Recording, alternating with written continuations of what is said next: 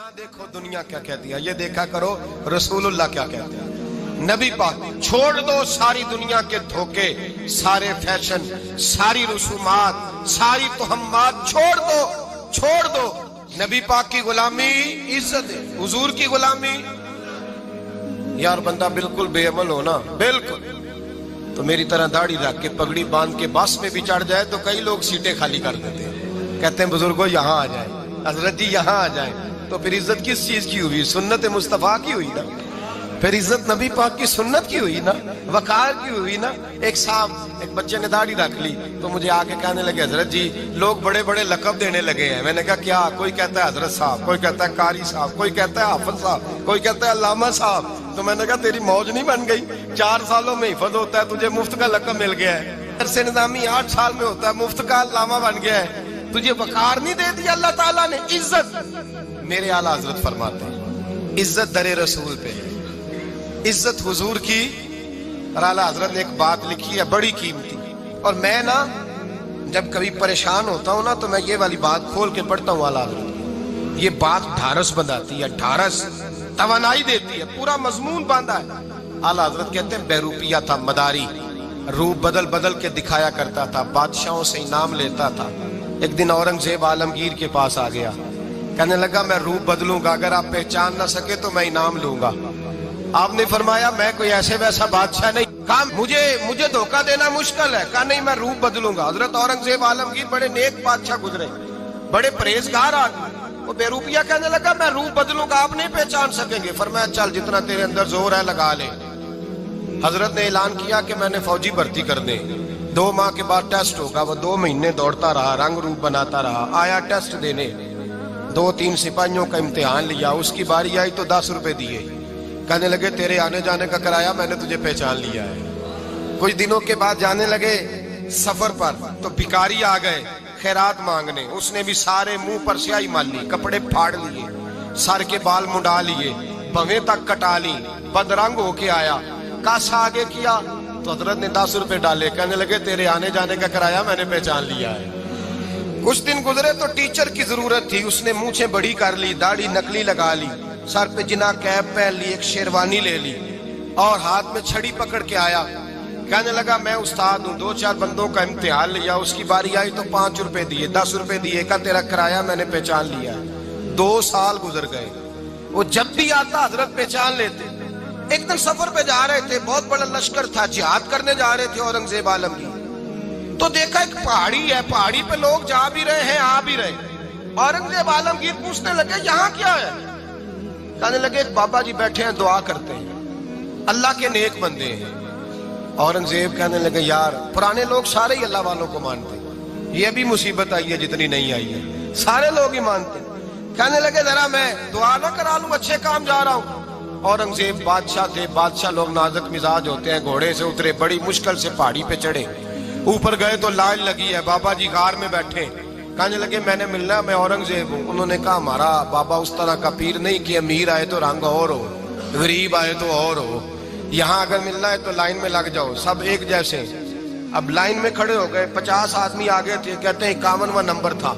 थक गया धूप में खड़ा खड़ा, जब मैं पहुंचा गार के दाने तो मैंने बाबा जी के चेहरे पे नजर डाली तो बड़ा नूरानी चेहरा, बड़ी खूबसूरत लबो लहजा। मैंने कहा मेरे जैसा आदमी भी पगड़ी बांध ले जो अच्छा लगने लग जाता है, बड़ा खूबसूरत अंदाज। कहते हैं मैं उनके पास अत्ताहियात की हालत में बैठ गया। मैंने कहा हुजूर मैं जा रहा हूँ जिहाद करने, दुआ करना। बुजुर्गों ने हाथ उठाए, अल्लाह इसकी मदद फरमा, दीन को गलबा अता फरमा, इसे दीन का सच्चा पक्का सिपाही बना। फिर थपकी दी, 2-4 नसीहतें भी कर डाली, देखना जुल्म न करना, ज्यादती न करना, जब तू जीत खर न करना, गुरूर न करना, नसीहतें भी कर दी। कहते अब जब मैं उठा तो 2-4 दिनार बतौरे नजराना मुसल्ले के नीचे रखे, और उल्टे कदम जब मैं गार से उतरा उन्होंने रुमाल झाड़ा और उठ के खड़े हो गए। कहने लगे आज नहीं तूने पहचाना, आज नहीं तूने पहचाना, मेरा इनाम बनता है, आज नहीं पहचाना, ला पैसे।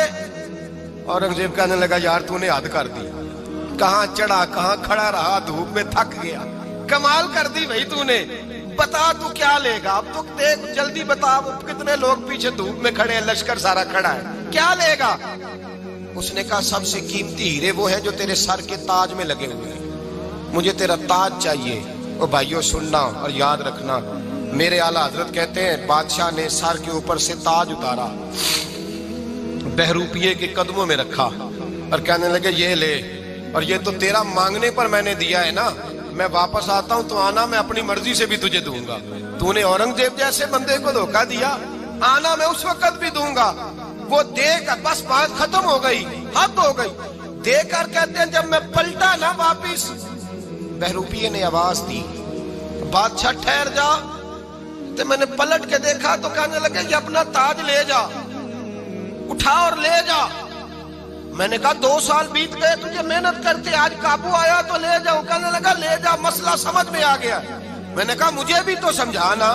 کہتے ہیں وہ پھوٹ پھوٹ کے رویا، اس کی آنکھیں برس پڑی، سیلاب کی طرح آنسو بہ نکلے، تڑپا اور رو کے کہنے لگا بادشاہ میں نے جھوٹ موٹ رسول اللہ کی غلامی اختیار کی تھی، جھوٹ موٹ کی داڑھی، جھوٹ موٹ کی پگڑی، جھوٹ موٹ کا فقر، میں نے جھوٹ موٹ نبی پاک کا لباس پہنا ہے، تو تیرے جیسے بادشاہوں کے تاج میرے قدموں میں آ گئے ہیں۔ اگر میں سچ مچ رسول اللہ کا غلام بنوں گا تو اللہ کیا کچھ عطا فرمائے گا، اللہ کتنی نعمتوں سے نوازے۔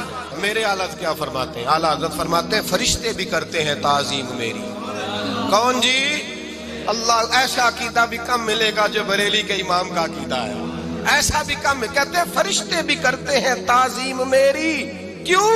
فرمانے لگے فدا ہو کے ان پر یہ عزت ملی ہے، فدا ہو کے ان پر یہ۔ حضرت سلمان فارسی گورنر تھے، کھانا کھا رہے تھے، دسترخوان بچھا تھا، رسول پاک صلی اللہ علیہ وسلم کا فرمان ہے روٹی کا لقمہ دسترخوان پہ گرے اٹھا کے کھا لو، اللہ تمہاری بخشش فرما دے گا۔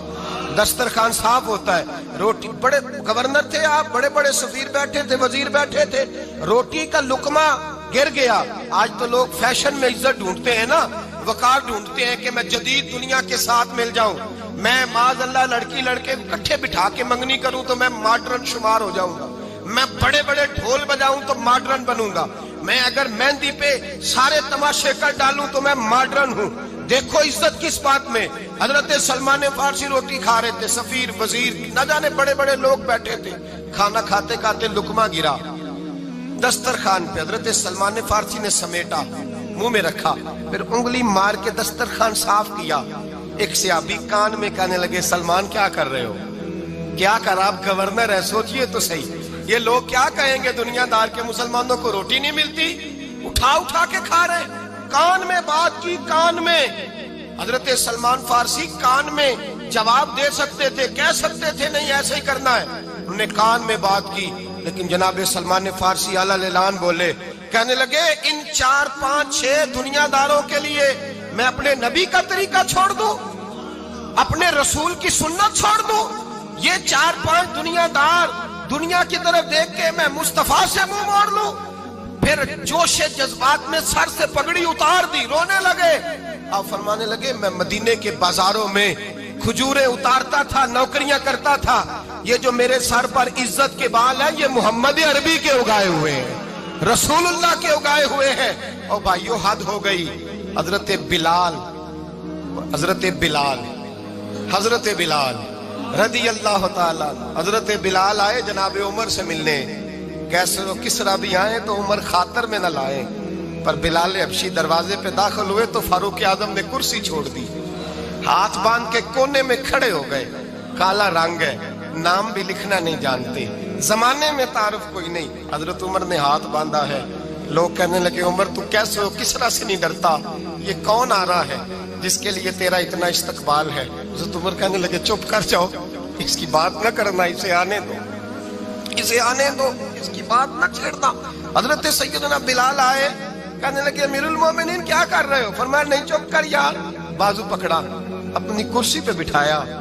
حضرت بلال کہنے لگے حضور میں غلام ہوں، مجھے تو طریقے بھی نہیں آتے ان کرسیوں پہ بیٹھنے کے، میں تو غریب ماں کا بیٹا، غلام باپ کی اولاد، سلیقن، یہ آپ کیا کر رہے ہیں؟ تو حضرت عمر کہنے لگے بلال تھا تو غلام ہی، پر جب سے مصطفیٰ کا غلام بنا ہے تو ہمارا امام بن گیا ہے، اب تو امام ہے رسول اللہ کی امت کا۔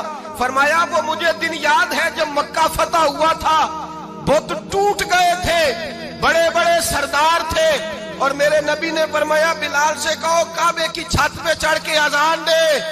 تو لوگوں نے کہا حضور یہ سارے جل گئے ہیں, کسی اور کی ڈیوٹی لگا دیں. حضور نے فرمایا چپ کرو. بدر میں مار کھا کے اذان پڑے تو بلال, احد میں پتھر برسے اذان پڑے تو بلال, تپتے صحراؤں میں پڑے تو بلال, ہر جگہ مار کھائے تو بلال.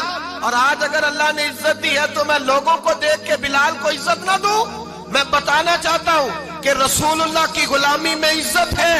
فرمایا کوئی اوپر نہیں چڑھے گا, ابو بکر بھی نیچے, عمر بھی نیچے, عثمان و علی, طلحہ اور زبیر بھی نیچے.